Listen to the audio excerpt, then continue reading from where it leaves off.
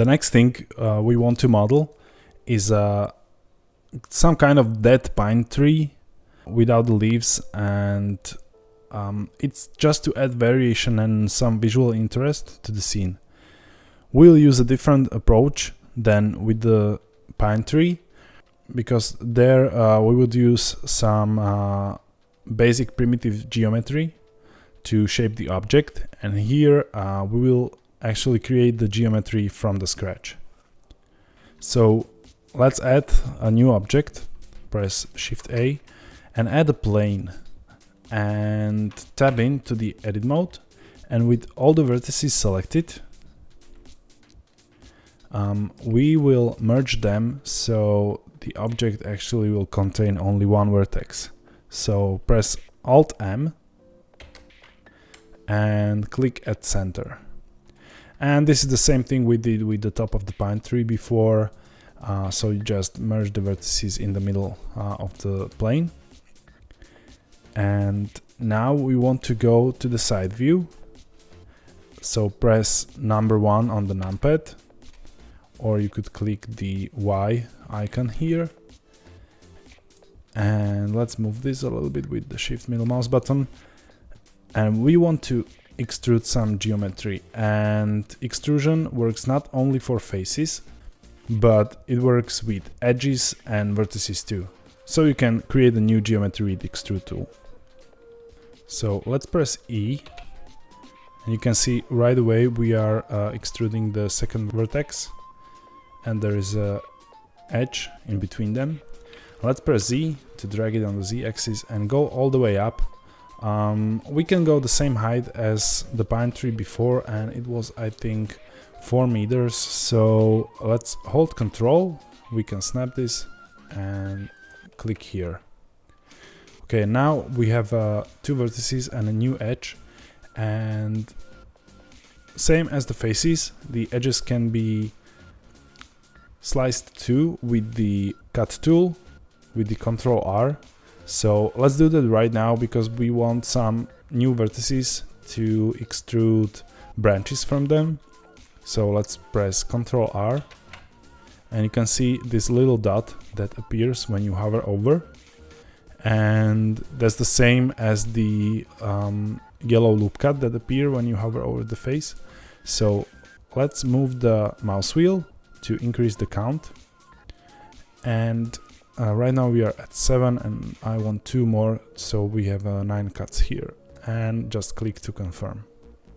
Only difference between cutting the faces and edge is that after confirming the number of cuts, you don't have the ability to slide them around. Now the rest of the modeling will be a little bit tricky, so I want you to pay attention of what I'm selecting and what I'm actually doing here very carefully. So let's drag the selection around these 3 vertices, and that's 1 at the top, and then the other 3 beneath it. And let's press S and Z to scale on the Z axis, but let's disable the proportional editing. That's what I was talking about when I said that's a good practice to disable it always. So let's press S and Z to scale, and scale them really close together, and then repeat for the other groups of the vertices. So select the other 3, press S, Z, and scale them down, and the bottom ones too. So S, Z, and scale them down.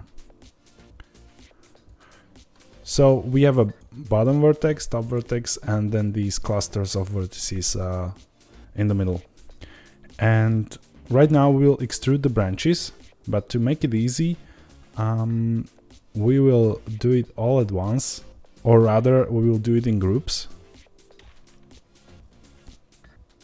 So to select first group, we'll start with the bottom vertices. So select the bottom one from this cluster, hold Shift and click this one at the bottom and this one at the bottom. So you have all 3 bottom vertices selected. And now we'll go to the top view, and that's number 7 on the numpad, or you can click the Z here. So let's press number 7. And now we will press E, and you can see we are extruding. And since we selected 3 of them, we are extruding all 3 at once. Drag it all the way up around here, and then do that again. It doesn't have to be precise. These will be branches, remember, and we will modify them later. Okay, and now press numpad 1 to go back to the front view, and you can see we have extruded all of these. And now we will repeat this process for the rest. So let's click the middle one here, hold shift and select middle one here as well, and here. Press numpad 7 to go to the top view and extrude it to other direction. Basically we want to have some kind of star shape.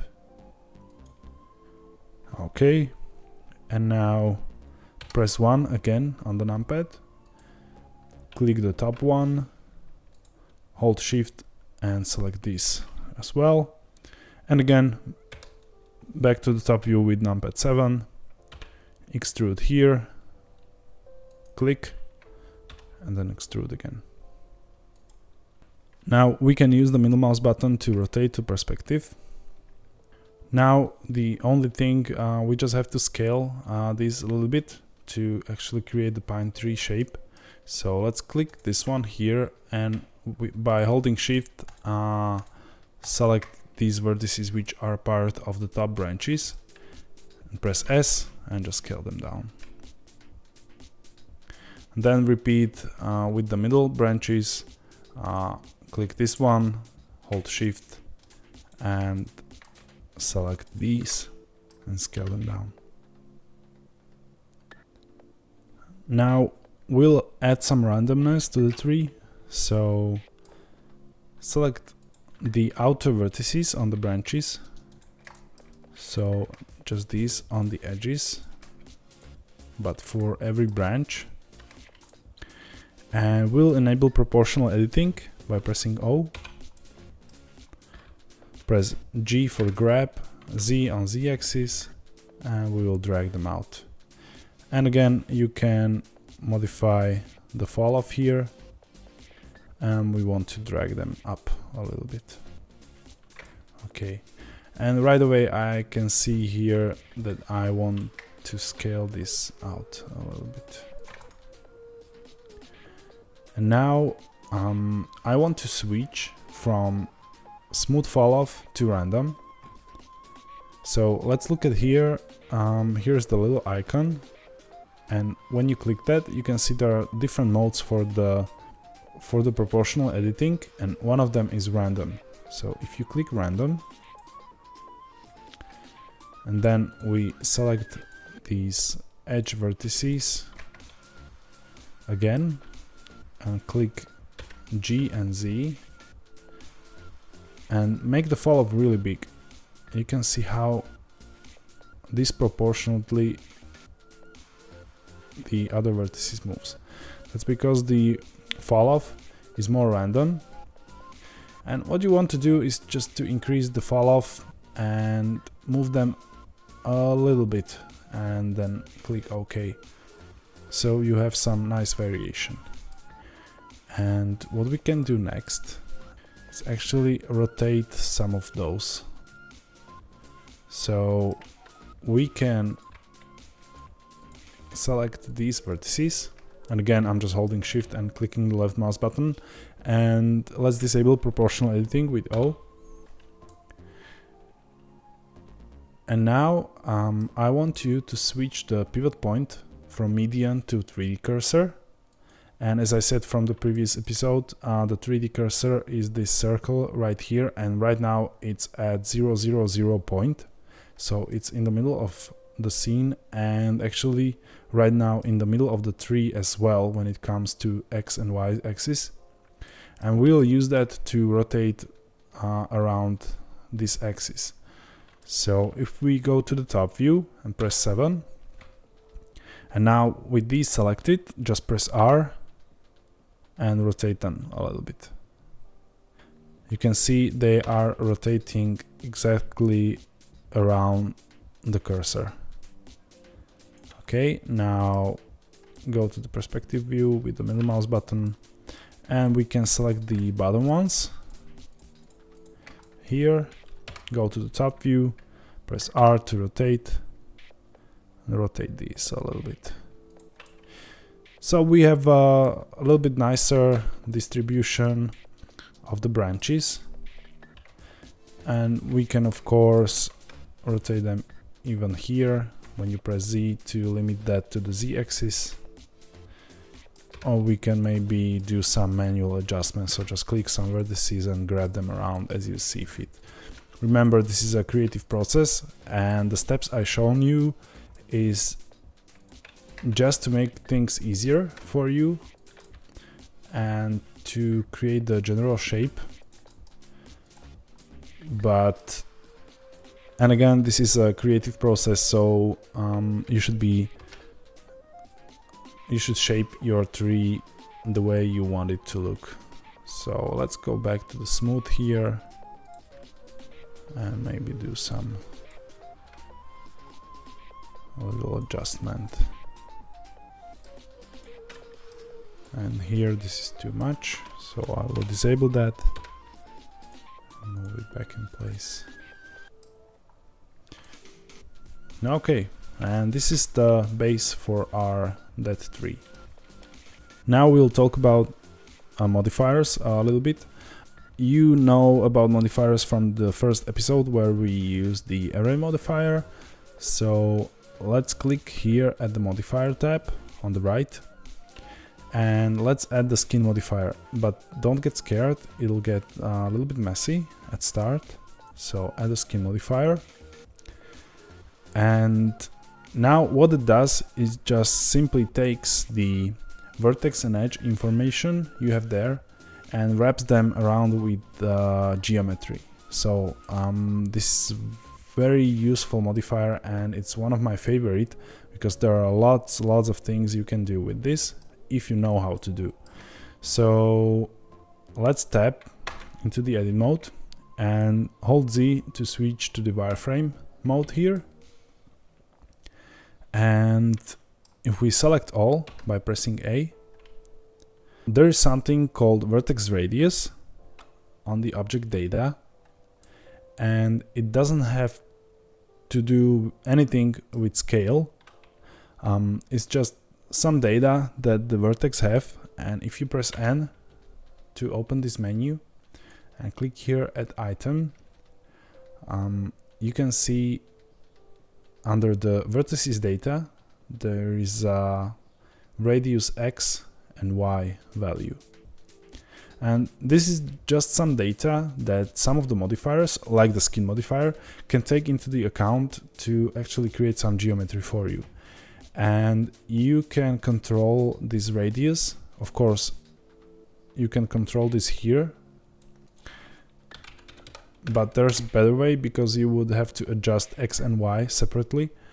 But if you want to do it at once, you can press Ctrl A. And this is not very intuitive keyboard shortcut, but remember that it's very useful. It's Ctrl A. Then you can adjust the radius of the vertices and actually affect the skin modifier. And right now this is not ready by far, but there is a good way how to make the radius of the vertices go smoothly to lower values. And if you're guessing we will use proportional editing, you are right, because it affects this kind of radius as well. So right now we'll just select the edge vertices here, like before, by holding Shift. Select the end vertices on the branches.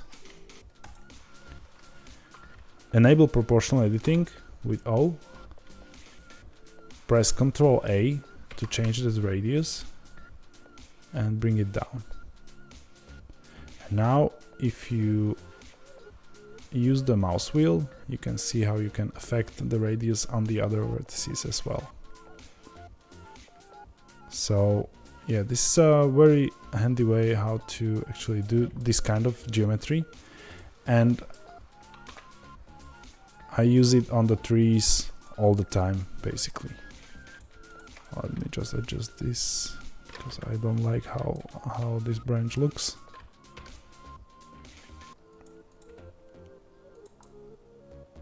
Okay, and you can of course adjust some of those separately with proportional editing turned off